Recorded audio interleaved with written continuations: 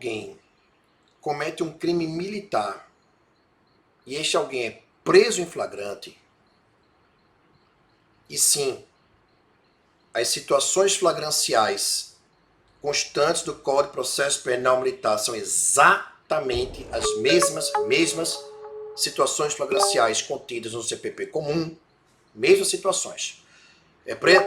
Pode ser preso em flagrante o sujeito que estiver cometendo a infração penal militar, ou acaba de cometê-la, ou é perseguido logo após a prática da infração penal militar, ou é encontrado após a prática da infração penal militar com instrumentos, objetos, papéis e armas que façam presumir ser ele o autor da infração penal militar. Exatamente as mesmas situações flagranciais contidas no CPP comum. E exatamente como ocorre outro sim no CPP comum, também no CPP militar, a prisão em flagrante do sujeito em crime militar permanente pode ocorrer a qualquer momento. Exatamente da mesma forma que no CPP comum. Então, o sujeito ativo está cometendo um crime militar permanente, como deserção, como insubmissão, pois é. Doutrinas à parte, certo é que o STM e o STF têm entendido que deserção e insubmissão são crimes militares permanentes. Então, o sujeito está cometendo um crime militar permanente, como insubmissão, deserção, guarda ou porte de substância entorpecente ou que determine dependência física ou psíquica, sequestro e cárcere privado, extorsão mediante sequestro, entre outros crimes militares permanentes. Enfim, o sujeito é preso em flagrante pela prática de crime militar permanente ou extortando, tanto faz. Ele é preso em flagrante. Em havendo prisão em flagrante, ele é conduzido coercitivamente à presença de uma autoridade militar. Tudo que você já estudou em Direito Processual Penal Comum sobre a prisão em flagrante e a condução coercitiva é igual no Direito Processual Penal Militar. Diante da autoridade militar competente, que tem que ser um oficial das Forças Armadas, ou um oficial da Polícia Militar, ou um oficial do Corpo de Bombeiros Militar, só pode ser um oficial mesmo, aquele que vai lavrar e presidir o óbito em flagrante, só pode ser um oficial. A partir de segundo tenente já está valendo. Esta autoridade militar oficial vai verificar se trata ou não de crime militar. Porque não sendo crime militar, ele vai dizer, olha, isso aqui não é nosso, isso aqui não é crime militar, isso aqui não é, portanto, crime da atribuição de órgão de polícia judiciária militar. Isso aqui, por exemplo, é crime comum, é crime litoral, mas não é crime militar. Em sendo, entretanto, crime militar, temos que verificar também o seguinte, é crime militar federal? É crime militar estadual? É crime militar distrital? Suponhamos, por exemplo, alguém que tenha cometido um crime militar contra a Polícia Militar, ou seja, crime militar estadual. Então, a atribuição é da Polícia Militar, que vai lavrar a prisão em flagrante, e não das Forças Armadas. Da mesma forma que se alguém cometeu um crime militar contra as Forças Armadas e foi preso em flagrante, a atribuição para a lavratura de prisão em flagrante, a PF, não é das Forças Armadas. Se foi crime militar contra as Forças Armadas, foi um crime militar, digamos, contra a PM, é a PM que deve lavrar o APF. Então o sujeito é preso em flagrante e conduzido coercitivamente à presença de uma autoridade militar, que é um oficial. O oficial, em constatando tratar-se de crime militar da atribuição daquela instituição militar, lavrará o auto de prisão em flagrante. Não é caso, portanto, de instauração de IPM, e sim de lavratura de auto de prisão em flagrante. Lavratura de auto de prisão em flagrante, que constitui uma segunda forma inquisitorial castrense, auto de prisão em flagrante. E aí tanto faz como tanto fez, se o preso em flagrante pela prática de crime militar, tanto faz como tanto fez, se esse preso em flagrante é militar da ativa, militar da reserva, militar reformado ou civil. Veja só, quando se tratar de lavratura de auto de prisão em flagrante para oficial das Forças Armadas,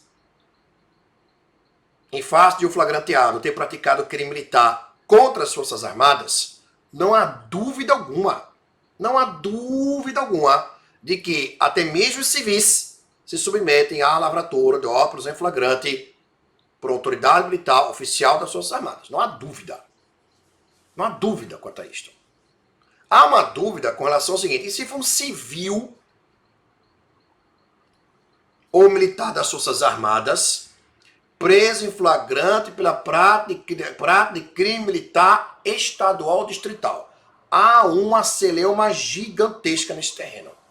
Há para tudo doutrinadores. Há quem entenda que civis e militares das Forças Armadas nunca podem cometer crimes militares contra as instituições militares estaduais nem distritais.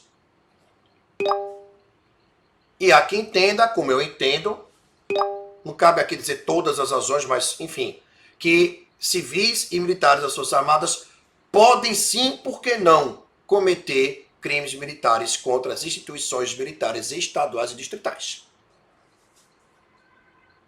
Para quem entende que civis e militares das Forças Armadas podem sim cometer, por que não, crimes militares estaduais e distritais, de quem vem a ser, de quem vem a ser a competência para processar e julgar tais civis e militares federais pela prática, veja só, de crimes militares estaduais e distritais. Aí realmente a competência não pode ser da Justiça Militar Estadual, nem distrital.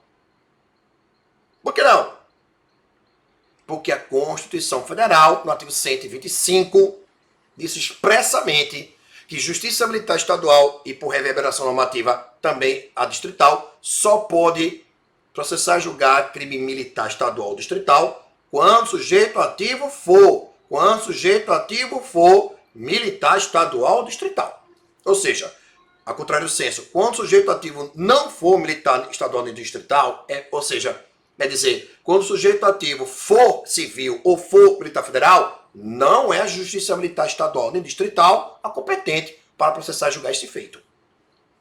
Também não é competente a Justiça Militar da União. Afinal, se trata de crime militar, porém, contra a instituição militar estadual ou distrital, é um crime militar que não tem nada a ver com Forças Armadas.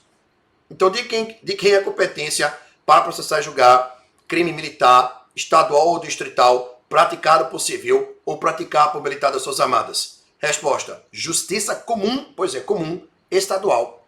A teor da súmula, uma súmula 53 do STJ, Superior Tribunal de Justiça. Então o sujeito é preso em flagrante e conduzido coercitivamente.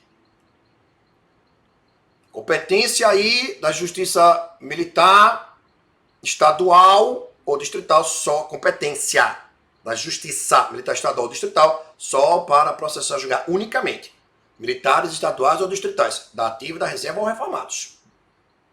Civis e militares federais estão fora. Apesar de a Justiça Militar Estadual e de a Justiça Militar Distrital não terem competência, como de fato não tem, para processarem e julgarem civis nem militares federais, caso tais civis ou militares federais cometam crimes militares estaduais ou distritais, isso para que admitir ser possível o cometimento de tais crimes por civis e por militares federais, tá? Há toda a celeuma por trás disso. Qual é o órgão de polícia judiciária militar? Qual é o órgão de polícia judiciária que deverá apurar o feito? A competência, já vimos, seria da Justiça Comum Estadual. Súmula 53 do STJ. Mas o órgão de polícia judiciária seria a Polícia Militar ou o Corpo de Bombeiros Militar. Mas enfim, há toda uma celeuma sobre isto. Ué, professor, deixa eu ver se eu entendi. Civil e militar da Federal, há quem entenda que não podem cometer, há quem entenda que podem cometer crimes militares estaduais e distritais. Para quem admite que os civis e os militares federais podem cometer, sim, crimes militares estaduais e distritais, a competência da Justiça Comum Estadual, súmula 53 do STJ. Muito bem. Mas a atribuição para investigar da Polícia Militar ou do Corpo de Bombeiros Militar é. Ou seja, o órgão jurisdicional é comum estadual, embora seja órgão de polícia judiciária militar quem vai investigar, e não polícia civil. Embora haja entre aqueles adeptos da tese de que civis e militares federais podem sim cometer crimes militares estaduais e distritais, sendo processados e julgados pela Justiça Comum Estadual, ATU da súmula 53 do STJ. Entre esses que tem dessa forma, há um racha. Há quem diga, mas quem vai investigar os crimes é a Polícia Civil. E outros vão dizer, entretanto, quem vai investigar são as instituições militares estaduais e distritais. Mas, enfim, é lavrado o auto preso em flagrante quando se tratar de crime militar em que o agente seja preso em flagrante. Professor, e se for preso em flagrante em caso de deserção ou de insubmissão? Aí, neste caso, não é auto preso em flagrante. É IPD, Instrução Provisória de Deserção, se o sujeito for preso por deserção. Cuidado. E será IPI, Instrução Provisória de Insubmissão, se o sujeito for preso por insubmissão. Esquece a PF. Tá bom? IPD para desertor, IPI para insubmisso. Esquece, para esses dois casos, esqueça a PF. Preso em flagrante por crime militar, conduzido coercitivamente ao oficial para a lavratura do auto prisão em flagrante.